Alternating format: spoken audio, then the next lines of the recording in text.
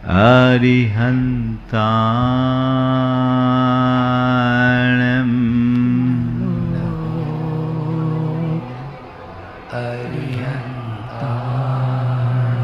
नमो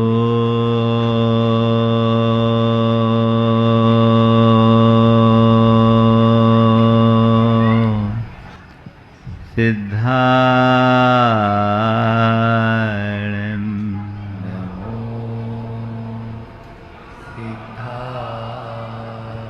नमो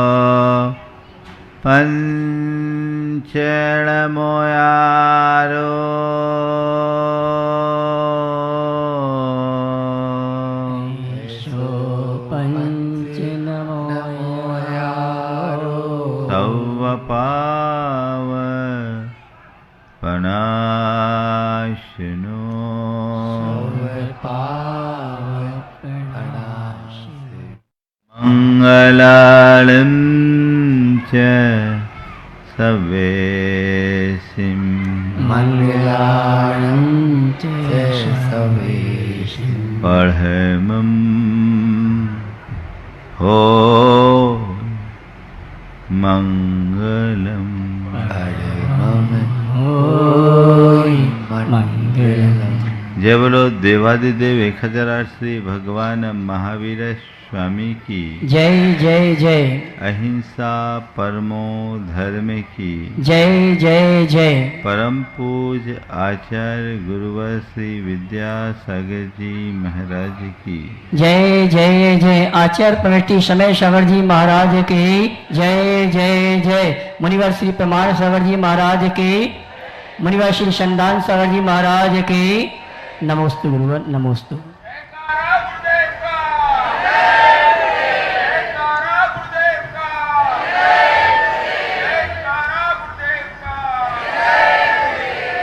नदी के किनारे एक चट्टान थी। सैलानी उस पर आकर लहरों के साथ अटखेलियां खेलते, बच्चे कीड़ा करते, तो कभी धोबी उस पर ही अपने कपड़े फींचा करते थे। एक दिन किसी शिल्पी की नजर उस पर पड़ी। उसने उस चट्टान को सलीके से निकाला, अपने कार्यशाला में ले जाकर उसे तराशना शुरू किया। देखते ही देखते वह साधारण सी चट्टान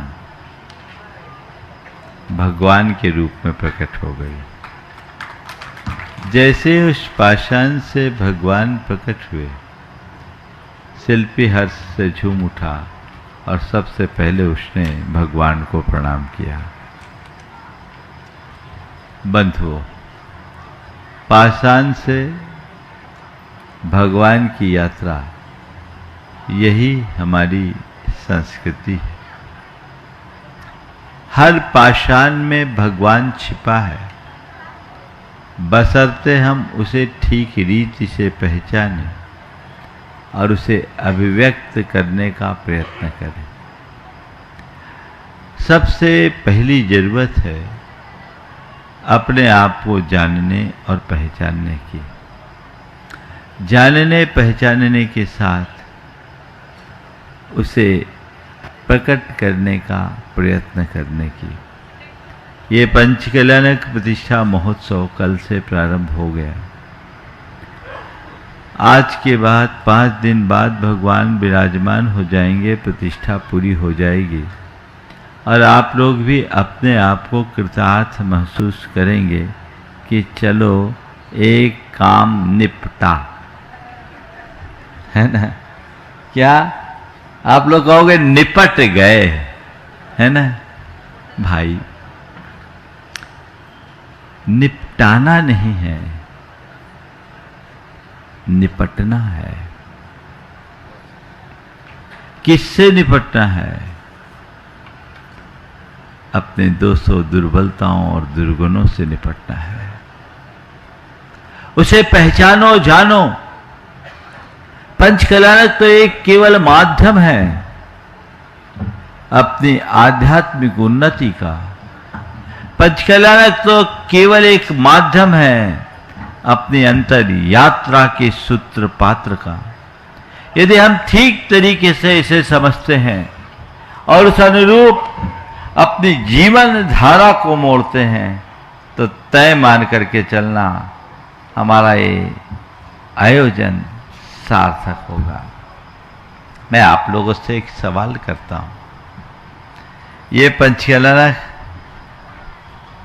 आप लोग भाग ले रहे हैं, क्यों ले रहे हैं?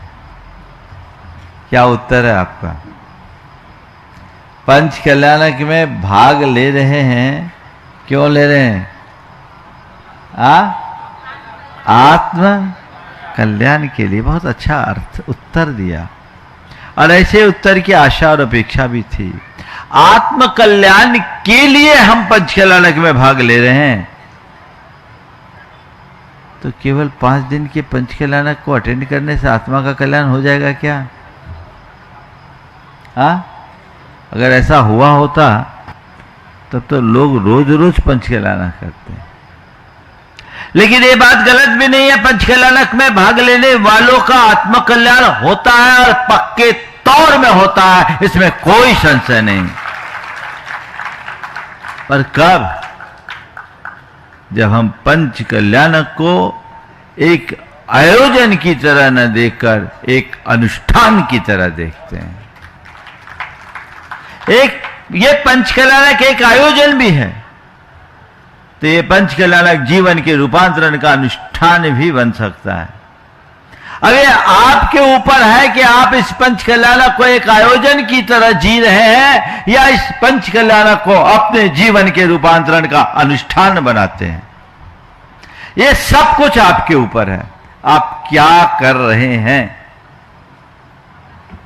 प्रायः लोग आयोजन, क्या हो रहा है? हमारे यहां पंच कल्याणक का प्रोग्राम चल रहा है। क्या चल रहा है? कार्यक्रम शुरू होने के पहले आप लोग कहते थे प्रोग्राम होना है, अब क्या कह रहे हैं? प्रोग्राम चल रहा है। थोड़े दिन बाद क्या कहोगे? प्रोग्राम हो गया, है ना। और थोड़ा आगे बढ़ोगे तो क्या कहोगे? हुआ था। ये कार्यक्रम नहीं है, ये जीवन के रूपांतरण का अनुष्ठान है। अपने मन में ठान लीजिए, एक संकल्प कर लीजिए, इस पंच कल्याणक के माध्यम से हम अपने जीवन के रूपांतरण की प्रक्रिया का शुभारंभ करेंगे। इसे अपने जीवन के रूपांतरण का अनुष्ठान बनाएंगे, अपने अंदर एक व्यापक बदलाव घटित करेंगे, तो जीने का मजा है, जीवन का रस होगा। अन्यथा 5 दिन खूब एंजॉय करोगे, बढ़िया पंडाल बना लिया, अच्छे प्रतिष्ठाचार्य बुला लिए, बढ़िया संगीतकार आ गया और आपने बोलियां लेकर के बढ़ चढ़ करके पात्र बन गए और कमेटी ने बढ़िया भोजन की व्यवस्था बना दी और कार्यक्रम हो गया। रात में अच्छे सांस्कृतिक कार्यक्रम कर लिए। क्या किए? अरे बहुत आनंद आया। है ना। आज एक बोल रहे थे सवेरे महाराज जी, कल रात्रि में बड़ा आनंद आया, है ना। तो ये आनंद केवल एक रात्रि का, ये आनंद केवल 5 दिन के आयोजन, 5 दिन आनंद पूरे जीवन का क्या चाहते हो? पूरे जीवन का ना। तो इस पंच कल्याणक को एक कार्यक्रम की भांति देखने की जगह अपने जीवन के रूपांतरण के अनुष्ठान की तरह देखे, और इसको देखने के लिए इस पंच कल्याणक में जो आत्मा से परमात्मा की यात्रा है, पाषाण से भगवान की यात्रा है, उसके भीतर छिपे हुए जीवन दर्शन को पहचानने की कोशिश करें। जब तक हमारी दृष्टि में अध्यात्म प्रतिष्ठित नहीं होता, तब तक सच्चे अर्थों में जीवन का रूपांतरण भी नहीं होता। आत्मा का कल्याण करना चाहते हो तो आत्मा को जानना भी तो जरूरी है। जिन भगवान का हम पंचकल्याण करने जा रहे हैं, वे भगवान कोई अनादि सिद्ध भगवान थे क्या? जैन दर्शन ऐसे किसी अनादि सिद्ध परमात्मा के प्रति कोई विश्वास नहीं रखता। जैन दर्शन का स्पष्ट उद्घोष है, अप्पा सो परमप्पा। हर आत्मा अपने आप में परमात्मा है, हर आत्मा अपने आप में परमात्मा है। आवश्यकता है उसे जानने की, पहचानने की। आत्मा और परमात्मा में कोई मौलिक अंतर नहीं है। अंतर है केवल उसके ऊपर चढ़े हुए आवरण का, उसके अंदर छाई हुई विकृतियों का, उसके चित्त में जमी हुई मलिनता का, उसकी चेतना में गहराई हुई अशुद्धि का। यह आवरण, मलिनता, विकृति और अशुद्धि जब हम दूर करेंगे तो हम ही परमात्मा हो जाएंगे। भगवान ने अपने जीवन की जो यात्रा की, ये एक बहुत लंबी यात्रा है। वे नर से नारायण बने हैं, पामर से परमेश्वर बने हैं, और भगवान ने हम सबको यही संदेश दिया है कि नर में नारायण बनने की क्षमता है, पामर भी परमेश्वर हो सकता है, कंकर में भी शंकर है, और पतित से भी पावन बना जा सकता है। भगवान ऋषभदेव की हम जीवन यात्रा पर अपना दृष्टिपात करते हैं, अतीत में जाकर देखते हैं। एक तरह भगवान ऋषभदेव का ये ठाट बाट पूर्ण जीवन दिखता है, तो पीछे जाते हैं तो कुक्कुट और मरकट से उनके जीवन यात्रा की पर्याय शुरू होती है। बोलो, नेबला और बंदर की अवस्था में उनने जिस समय उनकी चेतना पूरी तरह बोध थी, वहां से उनके जीवन यात्रा की शुरुआत दिखती है। लेकिन एक पशु के रूप में जन्म लेने के बाद भी उनके हृदय में श्रद्धा जगी और जीवन का रूपांतरण शुरू हो गया। अपने जीवन का स्थायी रूपांतरण करना चाहते हो तो तीर्थंकर भगवंतों के जीवन दर्शन को आत्मसात करो। हम अपने 24 के 24 तीर्थंकरों के जीवन चरित्र को जब पलट कर देखते हैं तो एक बात पाते हैं, तीर्थंकरत्व तक की इस मुकाम तक पहुंचने में उन्हें 10 भाव लगे, निरंतर 10 भाव। और यहां तो पार्श्वनाथ भगवान विराजमान होने, असली पंचकल्याणक तो पार्श्वनाथ भगवान का ही है ना। अब पार्श्वनाथ भगवान के जीवन चरित्र को पलट करके देखो, मरुभूति से लेकर पारसनाथ तक की यात्रा में उन्होंने कितना संघर्ष किया। सभी तीर्थंकर भगवंतों के जीवन में एक सबसे बड़ी विशेषता दिखती है और एक समानता दिखाई पड़ती है, वह यह है कि लगातार 10 भावों में उन्होंने धर्म का आचरण किया। धर्म का आचरण किया आत्मबोध के साथ।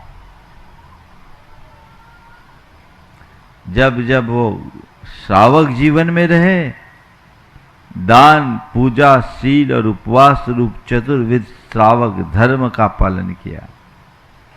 जब मुनि जीवन को अंगीकार किए तो 28 मूल गुण और उत्तर गुणों का निर्दोष पालन कर कठोर तपस्या और साधना की, है ना, दिखता है। और देखो, इतना धर्ममय जीवन होने के उपरांत भी उनके जीवन में उपसर्ग आए, उनके जीवन में कष्ट आए, उनके जीवन में परेशानी आई, तो भी वो उससे विचलित नहीं हो पाए। पारसनाथ भगवान का जीवन तो संघर्षों से भरा जीवन है। मरुभूति के मन में कोई दुर्भाव नहीं था। वह तो कमठ से क्षमा मांगने के लिए गया था, लेकिन ये कैसा विचित्र संयोग कि कमठ ने उसके ऊपर शिला पटक कर उसकी हत्या कर दी। वहां से उनके जीवन यात्रा की शुरुआत हुई। कमठ के रूप में मरे, हाथी बने, कमठ ने अजगर बन करके उनको डसा, फिर प्राण लिया। मुनि बने, उपसर्ग किया, हर भाव में उनके जीवन पर उपसर्ग आया। लेकिन हर उपसर्ग उनके उत्कर्ष का कारण बन गया। उपसर्ग में भी उत्कर्ष। कभी विचार करते हो आप? ये आदर्श है हमारे तीर्थंकर परमात्मा का। काश हम उन्हें आत्मसात करें और अपने जीवन की धारा को मोड़े। पंचकल्याणक, आप लोग पंचकल्याणक आदि करते तो एक ही बात सोचते हो, अरे हम धर्म कर रहे हैं, इतना पुण्य आ जाए कि जीवन में कोई कष्ट ही ना हो। अंदर की बात तो यही है। कहने को तुम लोग कह रहे हो आत्मा के कल्याण के लिए, पर अभी न तुम्हें आत्मा दिखती है न कल्याण से कोई प्रयोजन है। ईमानदारी की बात है कि नहीं, बोलो। हाँ, अभी तो महाराज बस आप लोग बोल देते हो, आप लोगों से प्रेरित होकर हम आ जाते हैं। हमारी शुरू से धर्म में रुचि है और बाप दादाओं ने ऐसे संस्कार भी दे दिए कि जब ऐसा मौका आता है तो हम सर्वोच्च प्राथमिकता देकर ऐसे आयोजनों में अपनी भागीदारी सुनिश्चित कर लेते। निश्चित इस अर्थ में आप सब भाग्यशाली हो, लेकिन ये प्रशंसनीय तो है, पर्याप्त नहीं है। ये अच्छी बात है पर अधूरी है। यहां आए अच्छा है, लेकिन यहां आने के प्रयोजन को जब तक आत्मसात न करो तो सब कुछ अधूरा अधूरा सा है। इस अधूरे को पूरा करो, अपूर्ण को पूर्णता प्रदान करने का लक्ष्य रखो। वह केवल तभी और तभी संभव होगा जब अपने आत्मा के स्वरूप को पहचानोगे, आत्मा की शक्ति को जानोगे और उस दिशा में आगे बढ़ोगे। आप आगे धर्म ध्यान करने के भाव से आए, कुछ पुण्य संचित हो जाए, जीवन में सब प्रकार की अनुकूलताएं आ जाए और थोड़ी सी प्रतिकूलता आती है, तुम्हारे अंदर की श्रद्धा डगमगाने लगती है, अरे कुछ नहीं धरा, इतना धर्म करने के बाद भी ऐसा हो गया। होता है।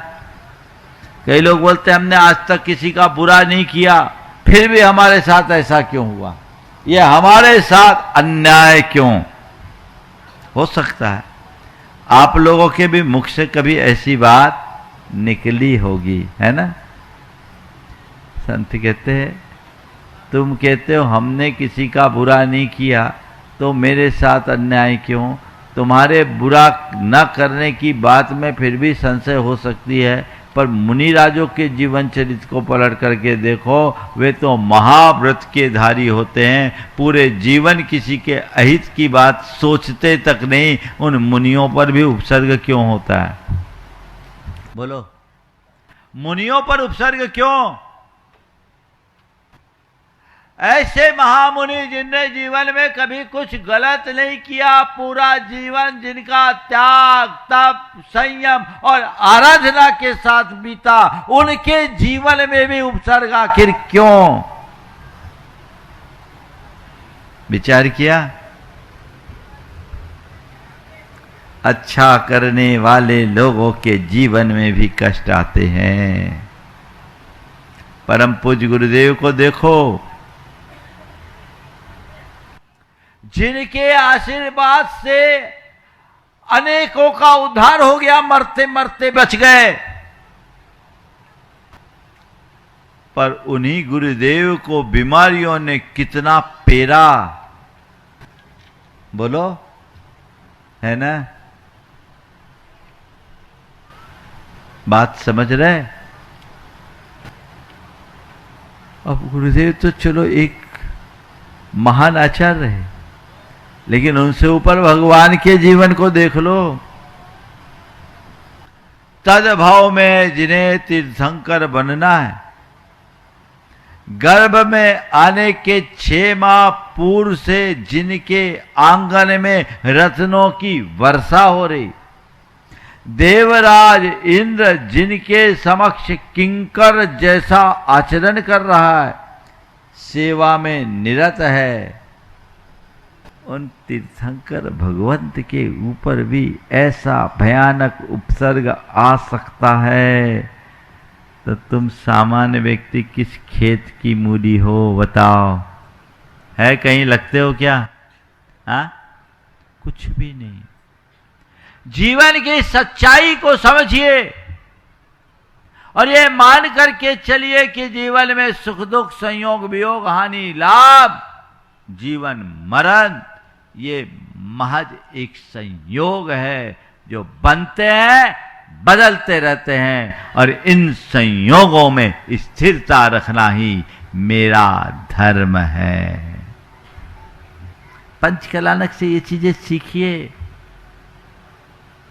ये सीखिए, ये आत्मज्ञान के बल पर ही संभव है। आचार्य कुंद कुंद के द्वारा प्रतिपादित केवल एक बात को याद रखो, एगो में शासदो आदा नाण दंसन लखनो, शेषा में बाहिरा भावा, सब्वे संजोग लखना।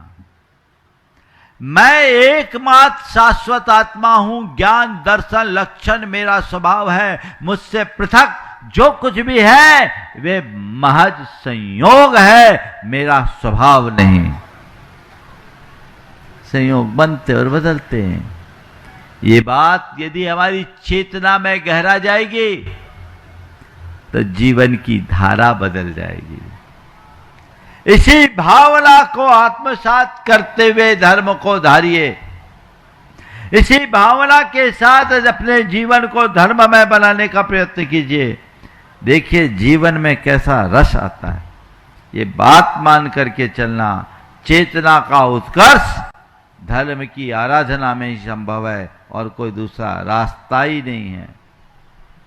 तीर्थंकरों का यही आदर्श हम सबको मिला, जो वे सामान्य से प्राणी होकर तीर्थंकर के रूप में पहुंच गए। सतत उत्कर्ष, सतत उत्कर्ष।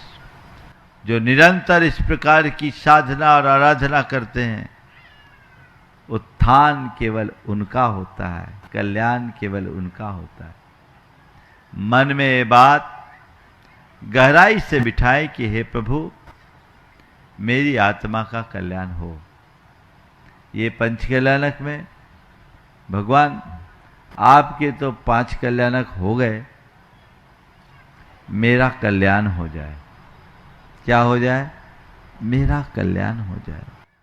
बस एक ही भाव रखो, मेरा कल्याण हो जाए, इस प्रयोजन को सामने रख करके चलोगे तो जीवन में कभी उलझन नहीं आएगी, रास्ता प्रशस्त होगा। हमारे शास्त्रों में पंच कल्याणक आदि सन्निमित्तों को सम्यक दर्शन का कारण बताया। ये सम्यक दर्शन का कारण है। देवों में तो जिन महिमा दर्शन है और मनुष्यों को इसी को जिन बिंब दर्शन में समाहित किया, ये सम्यक दर्शन का कारण है। और सम्यक दर्शन प्राप्त हो जाना यानी मोक्ष की टिकट मिल जाना, मुक्ति सुनिश्चित हो जाना, भव्यता का प्रमाण प्राप्त हो जाना, ये हमारे भवितव्यता को उज्जवल बनाने वाला निमित्त है। तो ऐसा सम्यक दर्शन जिसके निमित्त से प्रकट होता है वो हमारे अंदर आ सकता है। कब? जब हमारे मन में सच्ची श्रद्धा हो तब। कल 4 बातें आप सबसे मैंने कही थी, आज उन्हीं 4 बातों को थोड़ा आगे बढ़ाते हुए कह रहा हूं। पूरे पंचकल्याणक में हमें इन्हें ध्यान में रखना है। सबसे पहली बात श्रद्धा। किसकी बात? श्रद्धा। किसकी श्रद्धा? किसकी श्रद्धा? आत्मा की श्रद्धा, अपने स्वरूप की श्रद्धा। मैं कौन हूं, मेरा क्या है, इसका बोध को हम, ये सवाल अपने मन में उठाओ, उत्तर आएगा सो हम। मेरे भीतर जो शुद्ध परमात्मा है वह मैं हूं, बस वही मैं हूं, बाकी सब ऊपर का चोला है। ये श्रद्धा। मुझे उसे ही ठीक करना, उसे ही सधारना, उसे ही संवारना है। ये सद्भाव मन में जगना चाहिए, तो हमारे जीवन में परिवर्तन आएगा। अंतरंग में श्रद्धा जगाइए तो जीवन परिष्कृत होगा, चमत्कृत होगा। आत्मश्रद्धान के अभाव में जीवन का कल्याण असंभव है। ये श्रद्धा जगनी चाहिए। बाहरी श्रद्धा तो बहुत आराम से हो जाती है। आप सबके हृदय में श्रद्धा भाव नहीं होता तो यहां क्यों आते? धर्म के प्रति श्रद्धा है, देव के प्रति श्रद्धा है, गुरु के प्रति श्रद्धा है, सब पर श्रद्धा है, लेकिन अपनी आत्मा के प्रति तुम्हारे मन में बाहर की कितनी भी गहरी श्रद्धा क्यों ना हो, जब तक अपनी अंतरात्मा के प्रति श्रद्धानी नहीं बनोगे तब तक तुम्हारे जीवन का कल्याण नहीं होगा। किसके लिए ये सब? उसे जानो, उसे पहचानो, उसे उद्घाटित करने के लिए संकल्पित हो जाओ, जो जीवन को बदल सके, जो जीवन को चमत्कृत कर सके, जिससे जीवन में रस घटित हो सके। ये श्रद्धा अपने मन में जगनी चाहिए। दूसरी बात, श्रद्धा के बाद शोधन। क्या है? शोधन। मैंने ये सिद्धांत तो कर लिया कि मैं आत्मा हूं, और आत्मा ही नहीं, मैं भगवान आत्मा हूं। क्या हूं? भगवान आत्मा हूं। तो इस श्रद्धान के साथ आत्ममुग्धता में मत जीना। हूं, लेकिन अभी कुछ और हो गया हूं। जो मुझे होना चाहिए वो मैं नहीं हूं। मैं वह बन गया हूं जो मैं हूं नहीं। वो मेरी मान्यता है, वो मेरी धारणा है, और अपनी मान्यताओं और धारणाओं के कारण मैं कुछ से कुछ हो गया हूं, क्योंकि मैंने अपने ऊपर विकृतियों की परतें जमा रखी है। जब तक उनका शोधन नहीं होगा तब तक अपने जीवन का कल्याण नहीं होगा। तो श्रद्धान के बाद है शोधन, शुद्धि। अपना लक्ष्य रखो परिणामों की शुद्धि का, भाव विशुद्धि का। जब तक हम अपने अंदर की भाव विशुद्धि को जागृत नहीं करते, अपने चित्त का शोधन नहीं करते, चेतना की मलिनता नष्ट नहीं होती, जीवन का कल्याण नहीं हो सकेगा। अपने अंदर उतर करके देखिए, जैसा मैं बाहर से दिख रहा हूं वैसा अंदर हूं कि नहीं? बोलो, थोड़ी देर के लिए आंखें बंद करके देखो। इंद्र बन गए हो, अभी तो सब भक्त लोग, और सबकी एक पहचान बन गई है कि सब धर्मात्मा है ना। और धर्मात्मा तो हो ही, इसमें कोई डाउट है क्या? नहीं है ना। हम सब धर्मात्मा हैं, आज जितने बैठे सब धर्मात्मा हैं, सबकी छवि धर्मात्मा की है। मैं भी भगवान से कहता हूं इन सब में एक धर्मात्मा की ही छवि दिखे, पर थोड़ा अंतर उतर करके देख लो, मेरी आत्मा में धर्म है भी कि नहीं? मेरी क्रियाओं में धर्म है, मेरी प्रवृत्तियों में धर्म है, पर मेरे विचारों और भावों में वो धर्म प्रतिष्ठित हो पाया या नहीं, मुझे इसे जांचना है, इसे परखना है, तब मेरा धर्मात्मा कहलाना सार्थक होगा। ऐसा करके मैं अपनी एक छवि बनाकर धर्मात्मा के रूप में प्रतिष्ठित भले हो जाऊं, लेकिन धर्म का लाभ लेने से वंचित रहूंगा। अपने चित्त के शोधन का लक्ष्य अपनी भाव विशुद्धि की वृद्धि का ध्येय रखना चाहिए। मुझे शोधन करना है अपनी बुराइयों और विकृतियों का। कई बार तो ये देखने को आता है कि लोग धर्म मंचों में भी अपनी कषायों का ही पोषण करने में लग जाते हैं। उससे क्या होता है? वो घाटे का सौदा बन जाता है, लाभ की जगह और नुकसान हो जाता है, वांछित परिणाम कभी नहीं मिलता। से बचो, अंतरंग में ये बात धार लो, मुझे अपनी शुद्धि और विशुद्धि को बढ़ानी है, घटानी नहीं। संक्लेश से विशुद्धि की ओर बढ़ने का लक्ष्य रखो, जीवन आगे बढ़ेगा। इस शोधन के लिए चाहिए वैराग्य। क्या चाहिए? वैराग्य। वैराग्य कब आएगा? जब पापों से डर होगा। पाप से डर हो तो विषयों से वैराग्य होगा। आज अगर तुम्हारे हृदय में विषयों के प्रति प्रगाढ़ रुचि है तो धर्म में वो तुम्हें टिकने नहीं देगा, और वही तो गड़बड़ करता है। धर्म से विमुख करने वाला कौन है? विषय और कषाय।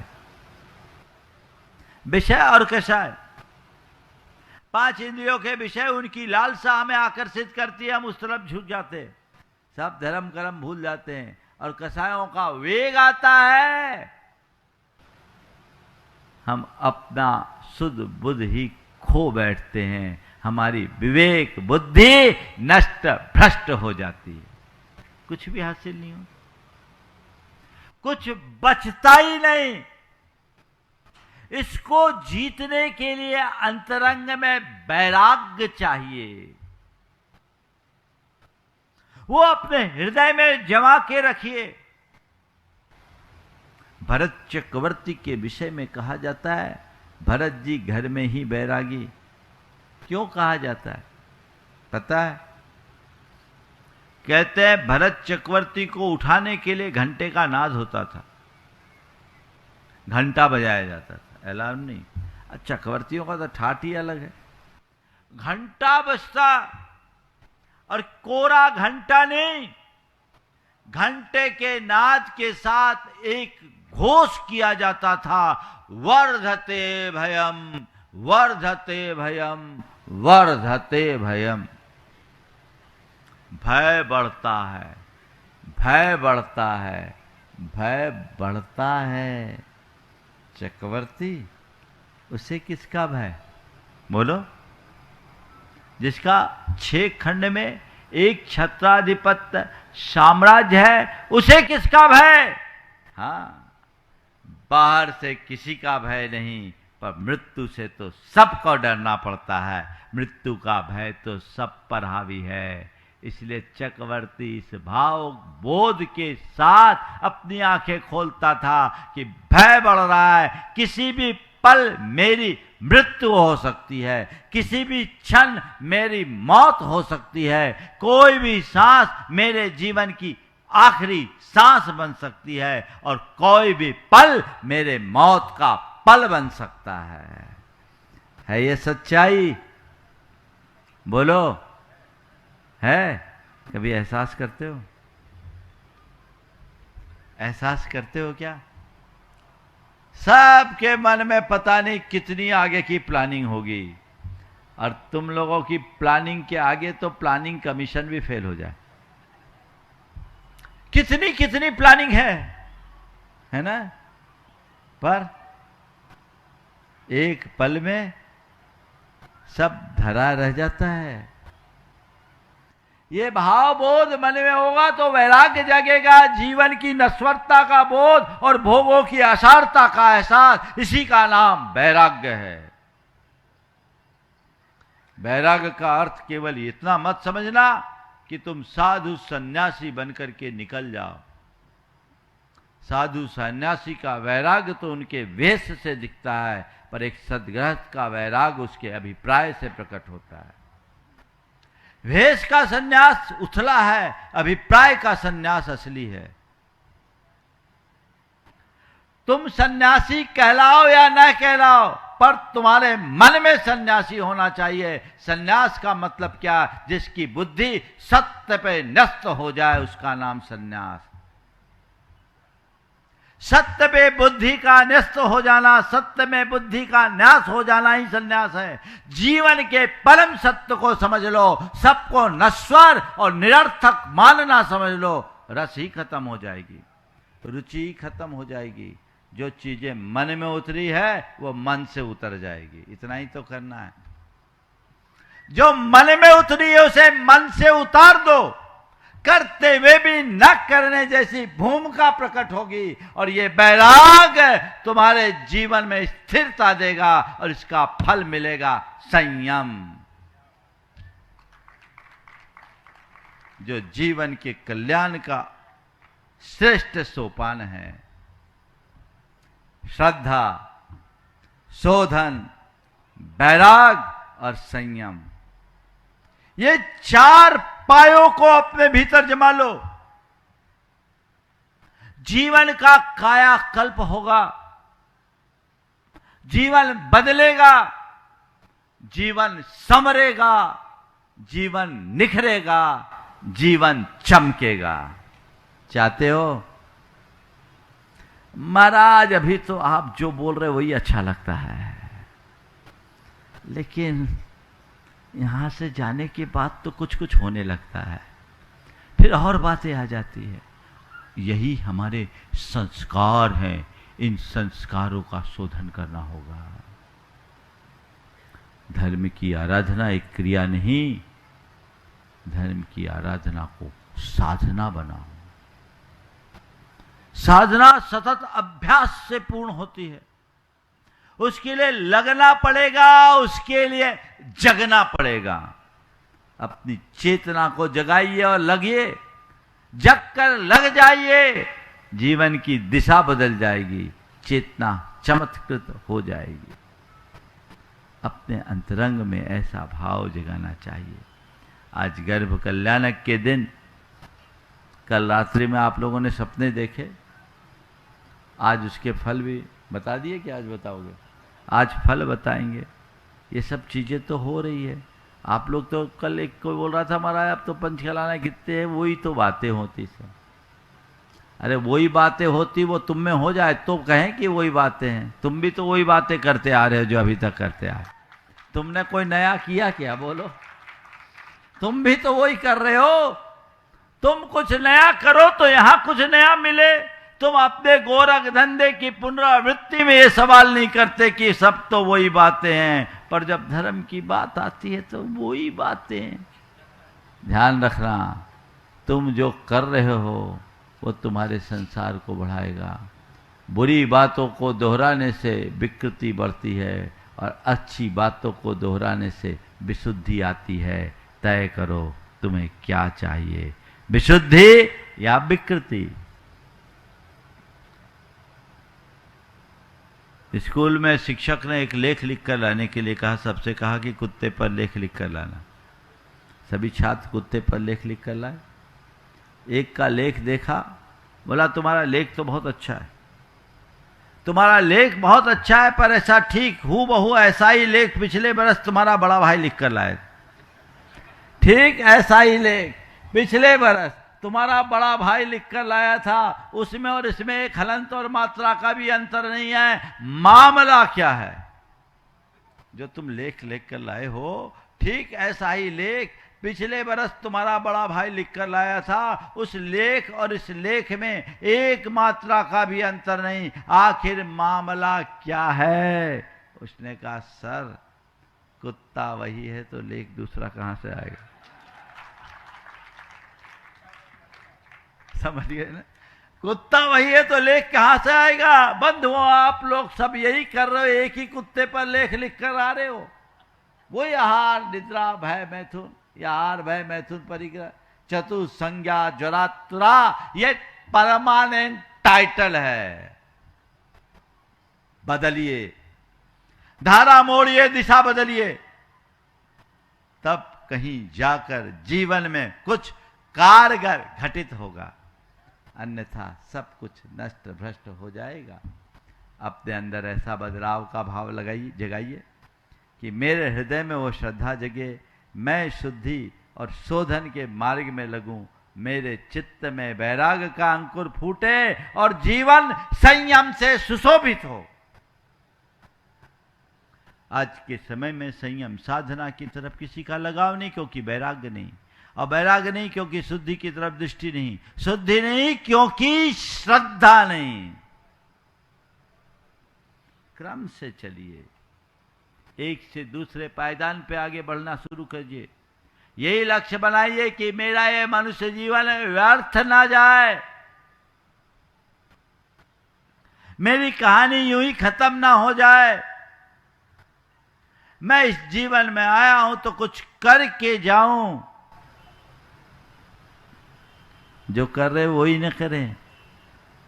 यहां बैठे कई लोग हैं जो कई पंचकलानक अटेंड कर रखे होंगे और आगे की भी तैयारी होगी। अभी एक पंचकलानक और होना, अभी 2 तो चल ही रहे, तैयारी करे होंगे। करते रहिए, पर मेरा ये कहना है, जितना अभी तक के पंचकलानक में करे वही इसमें करोगे तो आगे भी वही करते रहोगे। जहां के तहां रहोगे और कुछ हट के करोगे तो वह घटेगा जो हट के है, जो तुम्हें पूरे संसार से अलग कर देगा, तुम्हारी एक अलग पहचान बना देगा। वो दृष्टि जगाइए। कुछ लिख के सो, कुछ पढ़ के सो, कुछ लिख के सो, कुछ पढ़ के सो। जिस जगह जागा सवेरे उस जगह से बढ़ के सो। कुछ लिख के सो, कुछ पढ़ के सो, जिस जगह जागा सवेरे उस जगह से बढ़ के सो, एक सीढ़ी चढ़ के सो। क्या करना है? एक सीढ़ी चढ़ना है। ज्यादा मैं कुछ नहीं कहता, बस एक सीढ़ी चढ़िएगा, जीवन धन्य होगा। आप सबके हृदय का उत्साह आनंदित कर रहा है। यह उत्साह स्थायी उत्साह बने। अल्प सूचना में आप लोगों की इस तरह से जो भागीदारी है वो बहुत ही सराहनीय है। पर मैं बार बार दोहराता हूँ, दृष्टिकोण विशुद्धतया आध्यात्मिक होना चाहिए। बाहरी ताम झाम में उलझ कर रह जाना, आत्ममुग्धता की ओर बढ़ना है। हमें आत्ममुग्धता से आत्मबोध की ओर बढ़ना है, आत्मविस्मृति से आत्म जागृति की ओर बढ़ना है। तो ये मुग्धता मिटे, बोध जगे, विस्मृति हटे और जागृति बढ़े, ये प्रयास आप सबको करना है। ऐसे उत्साहित होकर के आप लोग चलते रहें। यहीं पर विराम। महाराज श्री कुछ सूचनाएं आप सबको देंगे। बोलिए परम पूज आचार्य गुरुवर श्री विद्यासागर जी महाराज। गुरु अहिंसा परमो धर्म की जय। परम पूज आचार्य गुरुवर श्री विद्यासागर जी महाराज की जय। बोलिए आचार्य परमेष्टि समय सागर जी महाराज की, मुनिश्री प्रमाण सागर जी महाराज की, मुनिवर संदान सागर जी महाराज की। हर मनुष्य का मन आज बड़ा अशांत है और हमारे चित्त की अशांति का कारण कोई दूसरा नहीं, हम खुद हैं। हमारे मन में पलने वाली नकारात्मकताएं हमें अशांत, व्यग्र, बेचैन और उद्विग्न बनाती है। जब तक हमारे भीतर नकारात्मकता पलती रहेगी, हमारा जीवन दुखी बना रहेगा। जिसने अपने जीवन की नकारात्मकता को समाप्त किया वही सुखी है। हम अपने इष्ट आराध्य को अरिहंत कहते हैं। अरिहंत कौन है? जो अपने अरि का हनन कर दे। अरि यानी शत्रु। इसका मतलब समझिए, अरि यानी शत्रु, शत्रु यानी हमारे भीतर की नकारात्मकता। सच्चे अर्थों में हमारा असली शत्रु कौन है? कोई बाहर नहीं, हमारे मन में पलने वाली नकारात्मकता। जो अपनी नकारात्मकताओं को जितना पुष्ट करता है उसका जीवन उतना दुखी होता है, और जो नकारात्मकताओं को नष्ट करता है उसका जीवन उतना सुखी होता है। सच्चे अर्थों में देखा जाए तो हमारे अंदर की नकारात्मकताएं ही हमारे जीवन का असली दुख है, वही समस्या है। उसे हम दूर करें। प्रतिदिन अभी अ अक्षर से एक एक शब्द के आधार पर अपना अंतरावलोकन करते हुए अपने भीतर की नकारात्मकता को दूर करने का प्रयत्न चल रहा है। आज मेरे सामने एक शब्द है अशांति, है ना? अशांति से सब परिचित हैं, है ना? परिचित क्या महाराज, हम तो भोग भी रहे हैं। भोग रहे हैं कि नहीं भोग रहे? बोलो। ऐसा कोई व्यक्ति है जिसके जीवन में किंचित अशांति ना हो? बोलो, है कोई सभा में? पर चाहते सब हैं कि मेरे मन में शांति हो। अशांति सवाल है। ये अशांति कैसे मिटे? आज हमें उसी अशांति के निवारण के लिए, क्योंकि समय हो गया, संक्षेप में कुछ बातें करना है। सबसे पहले अपने अंदर की अशांति को पहचाने। हमारे साथ सबसे बड़ी मजबूरी ये है कि मन में बीमारी पलते रहती है और हम उसे पहचानते नहीं, तो निवारण का प्रयास ही नहीं होता। हम उसके असली रूप को नहीं पहचानते, इधर उधर अपना दिमाग लगाते रहते हैं, तो बीमारी जो कि त्यों बनी रहती है। अशांति है क्या?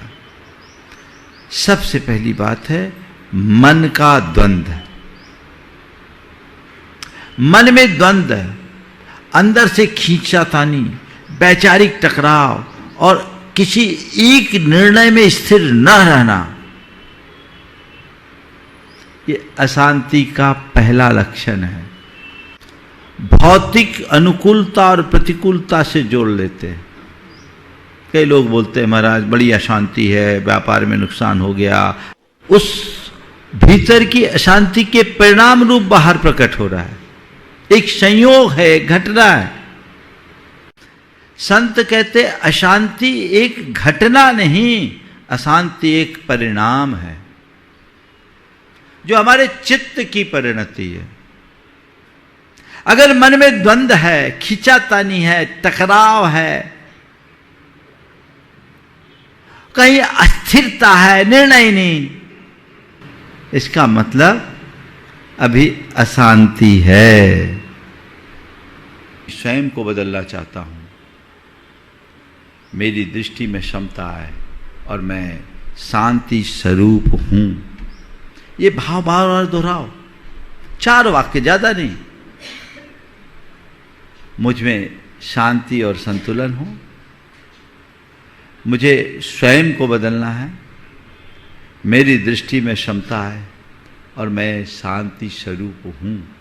ये भाव बार बार बार बार दोहराइए, ऐसी प्रार्थना कीजिए। जो अपने अंदर की अशांति का निवारण करना चाहते हैं, सुबह उठते ही ऐसी प्रार्थना कीजिए और इन वाक्यों को कम से कम 4 बार दोहराइए। फिर प्रतिक्रमण कीजिए कि बीते दिन में मैंने कब कब अशांति को बढ़ावा दिया, किन किन स्थितियों में मेरे अंदर की प्रतिक्रिया हुई और मेरे मन में घबराहट हुई, कब मैंने दूसरों पर दोषारोपण करके खुद को अशांत किया। इन सब बातों को स्वीकार करते हुए उसकी निंदा करिए, आलोचना कीजिए, उनका परित्याग कीजिए और कहे, प्रभु अब कभी ऐसी स्थिति आए तो मैं इनसे बचूंगा, मैं इसे दूर करूंगा, मेरा ये पाप मिथ्या। फिर कुछ संकल्प, जिसे हम कहते हैं प्रत्याख्यान। आज मुझे सहज और शांत रहना है, चाहे जैसा कुछ भी हो जाए, मुझे अपनी सहजता को बनाए रखना, अपनी सकारात्मकता को बना के रखना है, मुझे अपेक्षा मुक्त होना है, मुझे तुलना वृत्ति से बचना है। और इसके उपरांत अपने सहज शांत आत्मस्वरूप का चिंतन, ये भावना योग का एक छोटा सा रूप है। शांति के लिए एक छोटा सा भावना योग कराऊंगा और आज के इस पूरे प्रकरण को मैं विराम दूंगा। आज एक स्पेशल भावना योग जो हम शांति के लिए करेंगे, अशांति के निवारण के लिए। सभी लोग स्थिरता से बैठ जाए। हमेशा एक बात ध्यान रखना कि अशांति मिटती नहीं, अशांति विसर्जित होती है। अशांति को मिटाया नहीं जाता, उसे विसर्जित कर दे जागरूकता से। मन में जागरूकता आते ही अशांति शांति में परिवर्तित हो जाती है। हम जागरूकता के बल पर, स्वीकृति के बल पर, भावना योग के बल पर अपनी अशांति को दूर कर सकते हैं। जहाँ क्षमता है वहाँ शांति है, और जहाँ शांति है सच्चे अर्थों में वहीं आत्मा की अनुभूति हो सकती है। इसलिए अपने अंदर अगर शांति की स्थायी लौ जलाना चाहते हैं, आइए मेरे साथ जुड़िए और भावना योग में लीन होकर अपने चित्त को सदैव शांत बनाए रखने की क्षमता विकसित कीजिए। हे प्रभु, आपके चरणों में कोटि कोटि वंदन, कोटि कोटि आभार। हे प्रभु, आपकी कृपा से मुझे जीवन का यह नया दिन मिला। मुझे ऐसी शक्ति दें कि मैं सहज और शांत रह सकूं। हे प्रभु, मुझ में सहजता हो, मुझ में सहजता हो, मुझ में सहजता हो, मुझ में सहजता हो, मुझ में शांति हो, मुझ में शांति हो, मुझ में शांति हो, मुझ में शांति हो। मैं स्वयं को बदल सकूं, मैं स्वयं को बदल सकूं, मैं स्वयं को बदल सकूं, मैं स्वयं को बदल सकूं, मैं स्वयं को बदल सकूं, मैं स्वयं को बदल सकूं। मैं स्वयं को बदल हे प्रभु, मुझे ऐसी दृष्टि दो ऐसी दृष्टि दो कि मैं सहज, शांत और सकारात्मक जीवन जी सकूं। और सकारात्मक जीवन हे प्रभु, प्रभु, मुझे ऐसी दृष्टि दो ऐसी दृष्टि दो कि मैं सहज, शांत और सकारात्मक जीवन जी सकूं। और सकारात्मक जीवन हे प्रभु, बीते दिन में मैंने न जाने कितनी बार अपनी सहजता को खंडित किया, अपनी शांति को भंग किया, खुद को अशांत किया, औरों को अशांत किया, इसका मुझे घोर पश्चाताप है। मैं उसकी निंदा करता हूँ और उसका परित्याग करता हूँ। हे प्रभु, बीते दिन में जिन भी कारणों से मैंने अपने आप को अशांत किया, उन सभी का परित्याग करता हूँ। उन सभी का परित्याग करता हूँ। मैं निर्द्वंद हूँ, मैं निर्द्वंद हूँ, मैं निर्द्वंद हूँ, मैं निर्द्वंद हूँ। मुझ में आनंद है, मुझ में आनंद है, मुझ में आनंद है, मुझ में आनंद है। मैं अपेक्षा रहित हूँ, मैं अपेक्षा रहित हूँ, मैं अपेक्षा रहित हूँ, मैं अपेक्षा रहित हूँ। मैं शांत हूँ, मैं शांत हूँ, शांतो हम, शांतो हम, शांतो हम, शांतो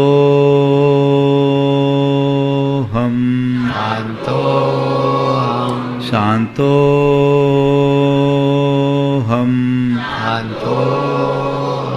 सहजो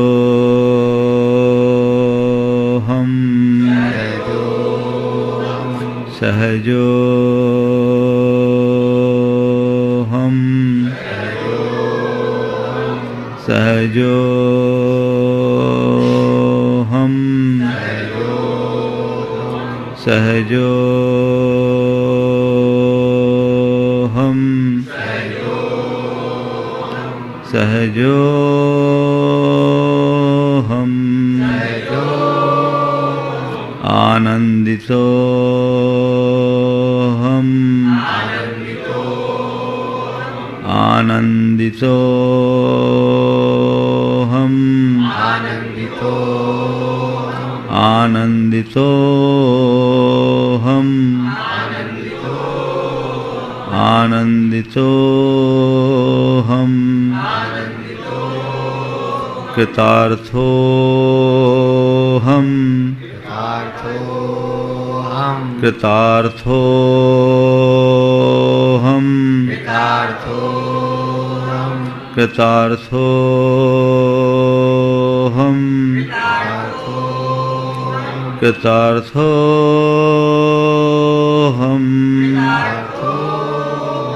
सो हम, सो हम, सो हम, सो हम, सो हम, सो हम, सो हम,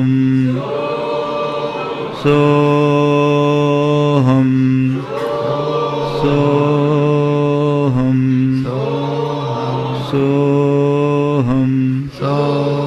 सो हम, सो हम, सो हम,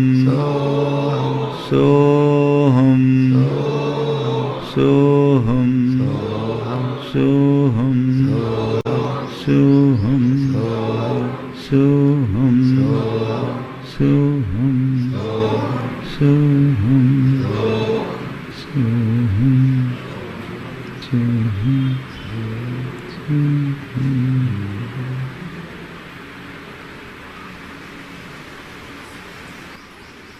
अपने आप को पूर्ण शांति से परिपूर्ण सहज शुद्ध आत्मस्वरूप महसूस करते हुए आंखें खोले, मन को शांति से भरे। जय जिनेंद्र बोले।